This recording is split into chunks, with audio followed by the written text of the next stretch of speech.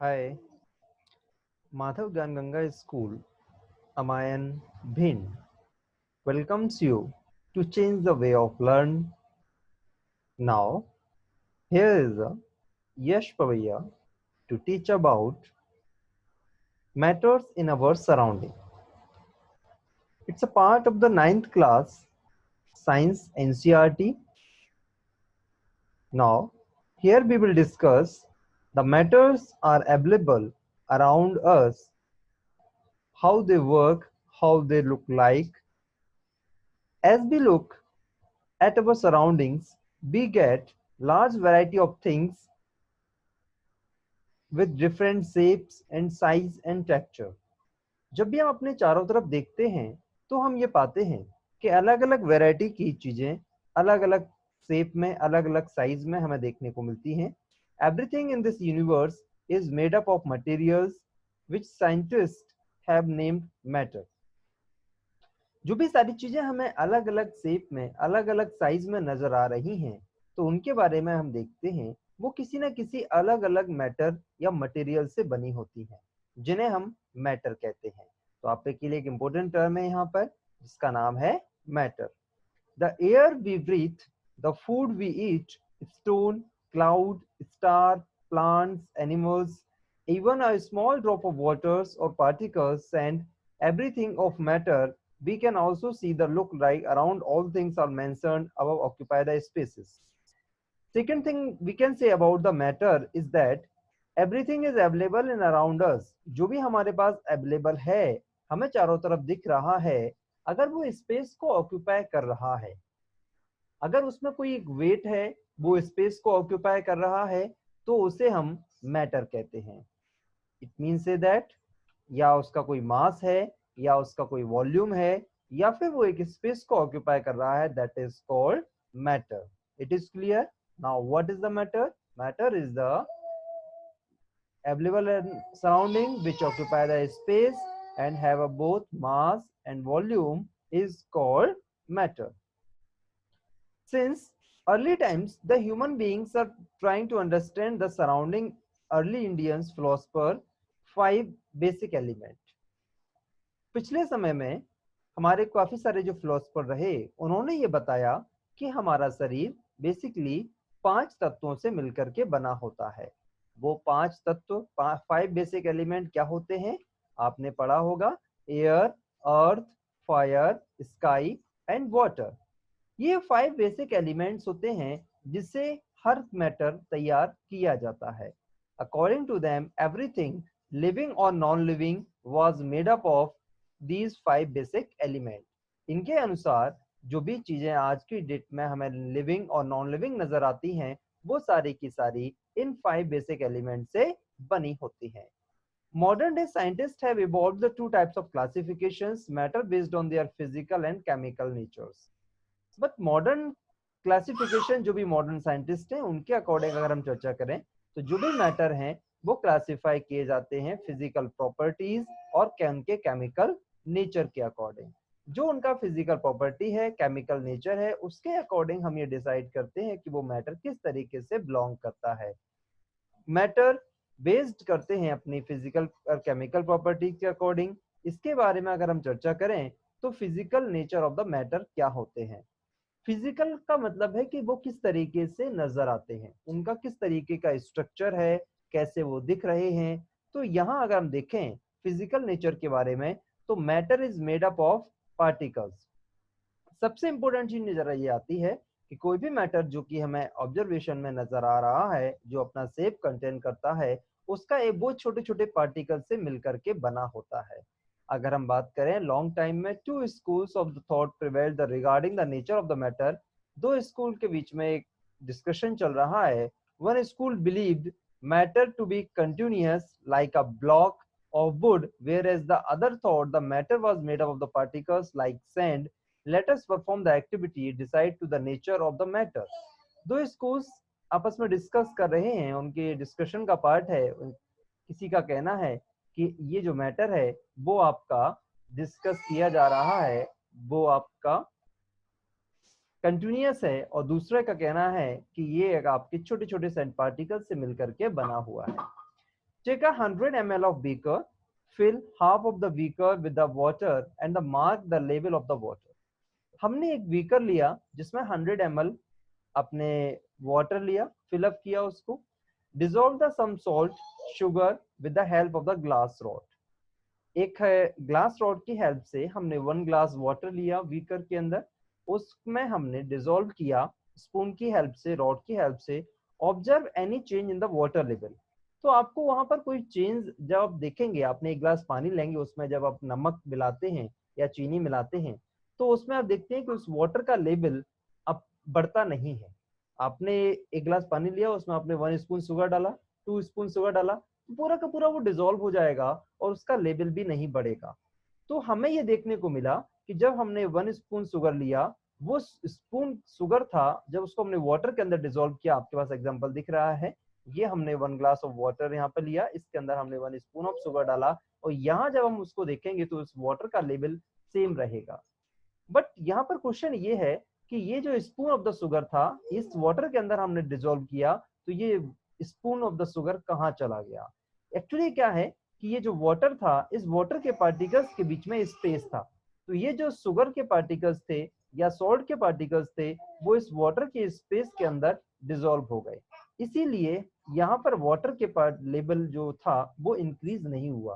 तो यहाँ पर हम ये कह सकते हैं between the particles, salt get into the space between the particles of the water. आपसे पूछा जाएगा, क्वेश्चंस आ सकते हैं एग्जाम में कि ये शुगर पार्टिकल, स्पून पार्टिकल कहाँ चला गया, तो हमें ये बताना है कि ये वाटर के अंदर जो स्पेस था उसके अंदर इंसर्ट हो गया. How small are these particles? अब आपने पूछा गया, सेकेंड एक्टिविटी के थ्रू हम ये पता करना चाहेंगे कि ये पार्टिकल्स कितने स्मॉल होते हैं. Take 2-3 crystal of the potassium permanganate and dissolve them in the 100 ml of water. हमने 2-3 क्रिस्टल लिए पोटेशियम परमैंगनेट के और उनको डिसॉल्व किया. इसके बाद डिसॉल्व के बाद हम ये देखेंगे कि किस तरीके से ये काम कर रहे हैं. तो यहाँ हम देखते हैं जरा कि इसको जब हमने लिया, take approximately 10 ml of this solution put into the 90 ml of the clear water.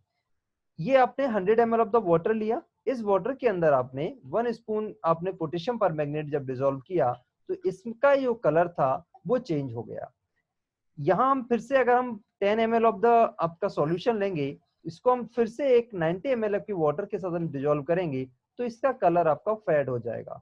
फिर से अगर हमने इसमें 10 ml लिया और 90 ml वाटर के साथ हमने इसको डिसॉल्व किया, तो कलर फिर से फेड हो जाएगा. यानी कि इस बीकर के अंदर जो सॉल्यूशन था, इसके जो पार्टिकल्स थे वो काफी स्मॉल पार्टिकल्स थे, और उनको जब हमने डिफरेंट डिफरेंट बीकर्स के अंदर लेके जा रहे हैं, तो ये पार्टिकल्स पूरे के पूरे वाटर को, जो कि 90 ml वाटर था, उसके अंदर पूरी तरीके से डिसॉल्व होते चले जा रहे हैं. यही प्रोसेस अगर हम 5 to 8 टाइम्स करते हैं, तो कुछ समय के बाद आप देखते हैं कि जो पार्टिकल्स थे वो अपने आपको एस्टिमेट करना, उनका विजुअलाइजेशन खत्म होता चला जाएगा. Estimating how small are the particles matter with every dilution through the color becomes the light it is visible. यहाँ पर एक वर्ड दिया जा गया, डाइल्यूशन. डाइल्यूशन क्या होता है? डाइल्यूशन एक ऐसा प्रोसेस होता है जिसके अंदर हम जो वाटर है, वाटर के अंदर हम जो भी कलर आपने सॉल्यूशन आप सॉल्यूट फॉर्म में लेके आ रहे हैं उसको डिसॉल्व करते हैं. That process is called dilution. तो इसके अंदर हमने देखा, ये आपने एक्सपेरिमेंट यहाँ पे किया हुआ है, यहाँ मैंने रेगुलरली इसको बताया आपके बारे में. नेक्स्ट हम आगे चलते हैं. इससे एक्टिविटी के थ्रू हमें ये पता चला कि जो भी पार्टिकल्स ऑफ द मैटर होते हैं आर वेरी स्मॉल होते हैं. They are small beyond the imagination.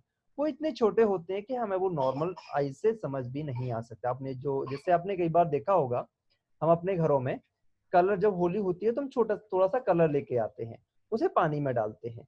पानी में डालने के बाद उस आपने बकेट लिया, बकेट में जब आपने कलर डाला तो पूरा का पूरा बकेट ब्लू या रेडिश हो जाता है. उस रेडिश में से एक थोड़ा सा कलर हम लेंगे, उसको दूसरी बकेट में डाल देते हैं, तो वो दूसरा बकेट फिर से उसी के कलर के जैसा हो जाता है, लेकिन थोड़ा सा फेड रहता है.